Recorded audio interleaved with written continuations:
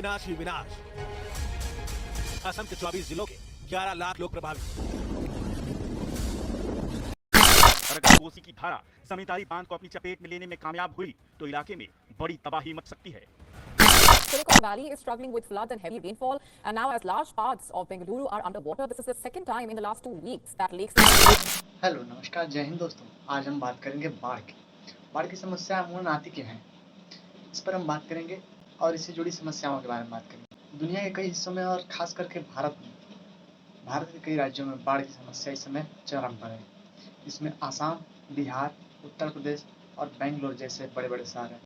आज महाराष्ट्र और मुंबई जैसे बड़े बड़े शहरों में घुटने तक पानी आ जाए तो मीडिया पूरा कवर करता है और उसे हेडलाइन बनाकर दिखाता है, लेकिन आसाम जैसे राज्य जो महीनों तक बाढ़ से डूबे रहते हैं, जहाँ पर सैकड़ों लोग, हजार लोग मारे जाते हैं, उसके बारे में मीडिया कभी दिखाता नहीं है। ऐसा क्यों है कि हम उनसे दो मुहा रवैया रखते हैं। वहाँ की प्राकृतिक खूबसूरती देखनी हो तो सब लोग पहुँच जाते हैं, लोग दूर दूर से आते हैं, लेकिन वहाँ जब प्राकृतिक आपदा आती है तो सब लोग भाग जाते हैं। भारत के लगभग सभी पूर्वोत्तर राज्यों का यही हाल है, जहाँ पर बाढ़ की समस्याएं जुलाई अगस्त सितंबर महीने में बनी रहती हैं। सरकार का इस पर ध्यान क्यों नहीं है? सरकार जब घटना घट जाती है, बाढ़ आ जाती है, तब क्यों व्यवस्था बनाती है? क्यों नहीं पहले बनाया जाता है ये सब? बाढ़ से हर साल हजारों मवेशियों, जानवरों और इंसानों को जान गंवानी पड़ती है। बाढ़ के कारण असम, झारखंड, बिहार, उत्तर प्रदेश के पूर्वांचल इलाकों में फैक्ट्रियां, उद्योग नहीं लग पाते हैं, जिससे लोगों को रोजगार मुहैया नहीं होता है। आज प्रधानमंत्री का संसदीय क्षेत्र वाराणसी भी डूबा हुआ है। वाराणसी के लोग भी बाढ़ से परेशान हैं। साथ ही बेंगलुरु जैसे हाईटेक शहर भी बाढ़ से डूबे हुए हैं। छोटी सी बारिश आ जाए तो आखिर इतनी भारी बाढ़ कैसे आ जाती है? क्यों हमारे देश के ड्रेनेज सिस्टम और बाढ़ से निपटने के उपाय क्यों नहीं किए जाते हैं? चाइना के तिब्बत से ब्रह्मपुत्र नदी की शुरुआत होती है। ये नदी तिब्बत से लगभग 5000 मीटर की ऊंचाई से चलती है और आसाम यानी कि 100 मीटर की ऊंचाई तक पहुंचती है। इसी कारण ब्रह्मपुत्र नदी की रफ्तार बहुत तेज होती है, जिसके कारण वो भारी कटान करते हुए चलती है। इस कटान के कारण नदी की तलहटी में भारी मिट्टी और बालू जमा हो जाता है, जिससे तलहटी में बहने वाला पानी अब ऊपर की ओर बढ़ने लगता है।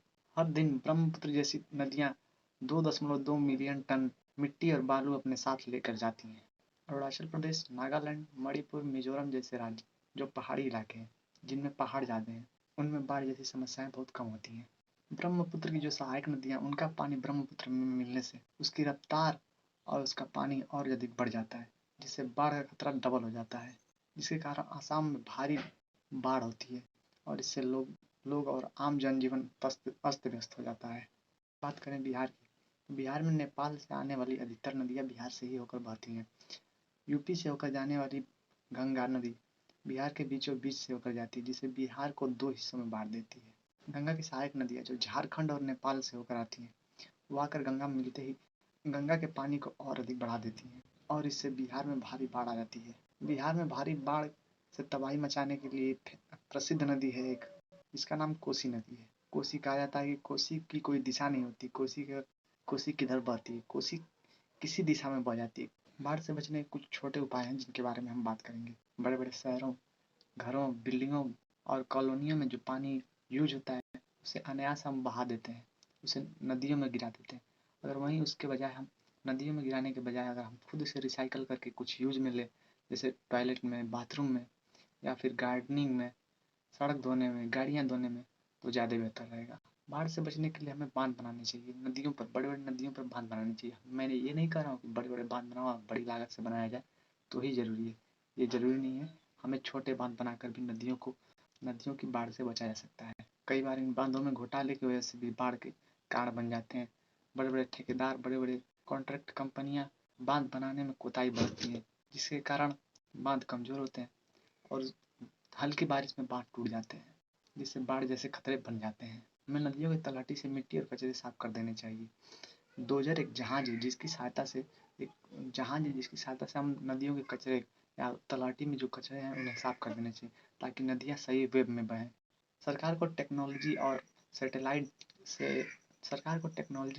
का भी प्रयोग करना चाहिए, जिससे लोगों को जानकारी मिले कि बाढ़ कब आ रही है, बाढ़ की क्या स्थिति, क्या हालात है।